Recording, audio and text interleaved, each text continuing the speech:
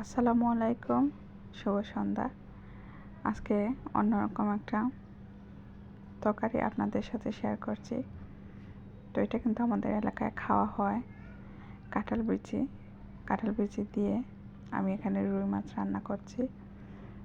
কাঁঠাল বিচি দিয়ে কিন্তু আমাদের মুরগির মাংস খাওয়া হয়, গরুর মাংস খায়, আবার কাঁঠাল বিচি দিয়ে ভর্তাও বানায়। তো এখানে কিন্তু আমি প্রথমে মাছটা মেখে তারপরে ভাজি করে নিচ্ছি। মাছটা আমি উল্টে পাল্টে ভালোভাবে কড়া ফ্রাই না করে অল্প অল্প করে কিন্তু এপাশ ওপাশ আমি ভাজি করে নিব। ভাজি করে দিলে মাছটা কিন্তু তরকারিতে ভাঙার সম্ভাবনা কম থাকে, সেজন্যই আমি মাঝে মাঝে মাছটা ভাজি করে তরকারিতে দেই। সব মাছ আবার আমি কিন্তু ভাজি করি না, কিছু কিছু মাছের টেস্ট কিন্তু এমনিতেই ভালো লাগে। তো এখানে কিন্তু আমার মাছটা ফ্রাই করা হয়ে গিয়েছে, এখন মাছটা আমি তুলে নিব। আর এক পাশে কিন্তু আমি আমার মশলাটা কষিয়ে নিচ্ছি। মশলা আমি কিন্তু এখানে কাটা পেঁয়াজ আজকে ব্যবহার করেছি। কাটা পেঁয়াজ দিয়ে আমি আমার সব মশলাগুলো অ্যাড করে দিয়েছিলাম, দিয়ে মশলাটা কষিয়ে এখন আমি আমার কাঁঠাল বিচিটা দিয়ে দিয়েছি।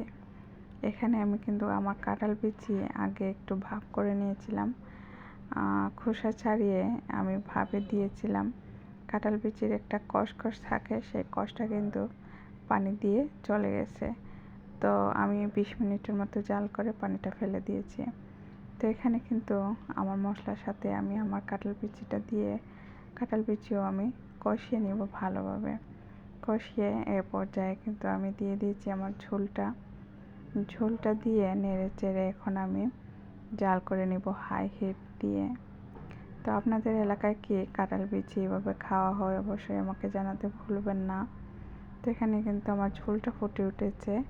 ফুটে ওঠার পরে এখন আমি আস্তে আস্তে করে আমার মাছটা কিন্তু আমি অ্যাড করে দিব। আর কাঁঠাল বিচি আমার কিন্তু 90% সিদ্ধ হয়ে গিয়েছে। প্রথমে ভাপ দিয়েছি, তারপরে কিন্তু তরকারিতে দেওয়ার পরে আমার কাঁঠাল বিচি সিদ্ধ হয়ে গিয়েছে। এখন আমি আরও অল্প পরিমাণে পানি দিয়ে এখন জাল করে নেব, কারণ মাছটা যেহেতু এখন দিয়েছি, তো মাছের মধ্যে ঝোলটা যেন ঢুকে, সেজন্য আমি অল্প আরেকটু পানি দিয়ে এখন আরও 1-2 মিনিটের মতো জাল করে নেব। জাল করে এই তো রেডি হয়ে গেল আমার কাঁঠাল বিচি দিয়ে রুই মাছ। কেমন লাগলো আপনাদের কাছে জানাবেন।